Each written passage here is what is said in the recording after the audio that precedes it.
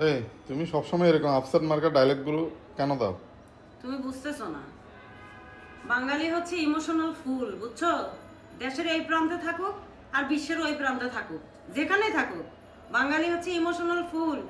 যদি হাসি খুশি আনন্দ উপভোগের ভিডিও দাও, এটাতে একটা লাইকও দিবে না, কোনো রিয়াকশনও দেখাবে না। বাট এখনই যদি কান্নাকাটি করি, হ্যাঁ হ্যাঁ হ্যাঁ করি, কান্নাকাটি করি, কদ্দুরা মাইর খাওয়ার অ্যাক্টিং করো, বুঝছো?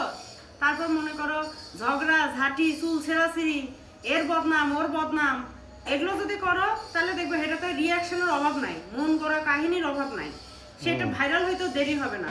তারপর ডিভোর্স, ছাড়িয়া দেওয়া, বউ ফিটানি, জামাই ফিটানি, এগুলো ভিডিও হলে খুব ভালো। এই জন্য খুঁজা খুঁজা ইমোশনালদের জন্য ইমোশনাল ডায়লগ খুঁজে বের করি আর কি। তো সবসময় নারীর কান্নাকাটির ভিডিও দাও, পুরুষরা কি দোষ করছে? নারী পুরুষরা তো তো আসলে, নির্যাতন। শোনো, নারী তো আসলে অবহেলিত না।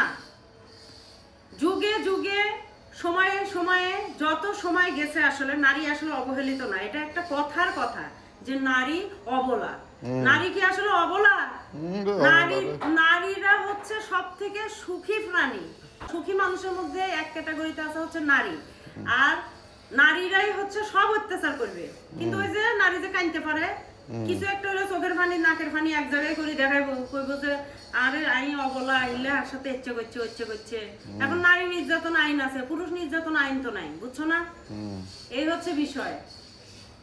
কি করবে, মানিল, কিছু তো করার নাই আসলে। কিন্তু মেয়েরা কিন্তু কি অবহেলিত? দুই একটা এক্সাম্পল তো সব জায়গাতেই আছে। কিন্তু তুমি দেখো, আমার যেটা মনে হয়, আমার জীবনের অভিজ্ঞতা দিয়ে আমি যেটা দেখতেছি, পুরুষ মানুষের বেশি অত্যাচারিত হইতেছে। না পারে বলতে, না পারে সইতে। আহারে পুরুষ, এটা কি নিজের ঘরের দিকে তাকাই বললা? হ্যাঁ, ও বেচারার দিকে তাকাই বললাম, ওই বেচারার দিকে তাকাই বললাম,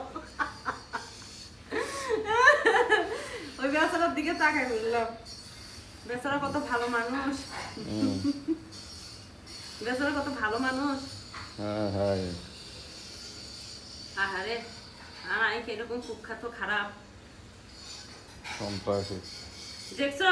এভাবে নিজের দোষ নিজে কেউ এভাবে অবলীলায় স্বীকার করে, এটাই হচ্ছে আমার গুণাবলী। এই যে নতুন বছরের দ্বিতীয় দিনে দেখছো কি সুন্দর অকপটে আমি নিজের দোষ স্বীকার করে ফেললাম। তাক একটা কথা আসছিল, বলবো না এখন? বলো বলো, স্যান্ডেল হাতের কাছে আছে, বলো বলো বলো।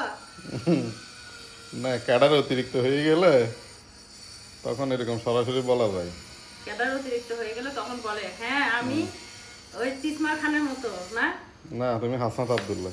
ধ্যাৎ, খাওয়া তো বলো।